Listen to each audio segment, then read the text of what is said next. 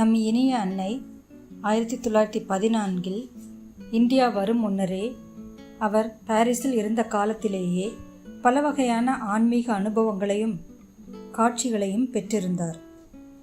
அவற்றுள் அவர் சுமார் 11 to 13 வயதுக்குள் தாம் பெற்ற அனுபவங்களை தமது பிரார்த்தனைகளும் தியானங்களும் என்ற நூலிலும் கூறியுள்ளார். பிரார்த்தனை நாள் 22 பிப்ரவரி 1914. அவர் தமது 20வது வயதில் திருமணம் செய்து கொண்டு ஆந்திரே என்னும் தமது மகனையும் பெற்றிருந்தார்.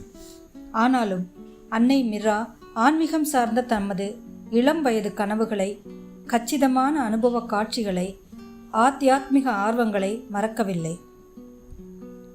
1906ஆம் ஆண்டு முதல் ஆன்மீக தேடலில் ஈடுபட்ட சில நண்பர்கள் அன்னை மிராவின் வீட்டில் ஐடியா என்னும் அமைப்பில் இணைந்து அடிக்கடி சந்தித்தனர். இக்கூட்டங்கள் ரியூ லெமோஷியா தெருவில் இருந்த வீட்டிலும், அடுத்து ரியூ த லெவி தெருவில் இருந்த வீட்டிலும், பின்னர் 1911 மே மாதம் வரை ரியூ தியூ வால் த கிராஸ் என்ற வீட்டிலும் நடைபெற்றன.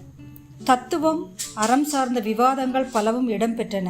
அந்த அரங்கினுக்கு நம் அன்னை மிராவே ஆன்மாவாக விளங்கினார்.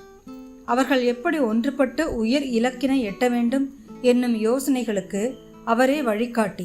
இந்த நாட்களை அவரது தோழி மேடம் அலெக்சாண்ட்ரா டேவிட் நீல் 60 ஆண்டுகளுக்கு பின்னரும் கூட பசுமையாக நினைவில் கொண்டிருந்தார்.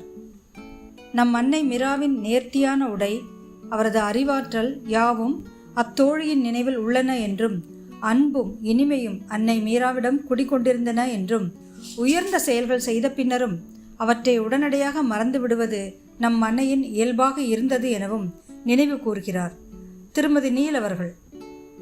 ஆனாலும் அன்னை மிரா தம்முள்ளே கனன்று கொண்டிருந்த சக்தியை மறைக்க முடிந்ததில்லை.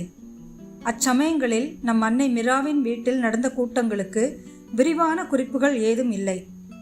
இப்போது கீதையையும், நாரதரது பக்தி சூத்திரங்கள் மற்றும் சில உபனிஷத்துக்களையும் மொழிபெயர்ப்பதில் நம் இனிய அன்னை ஈடுபட்டிருந்தார்.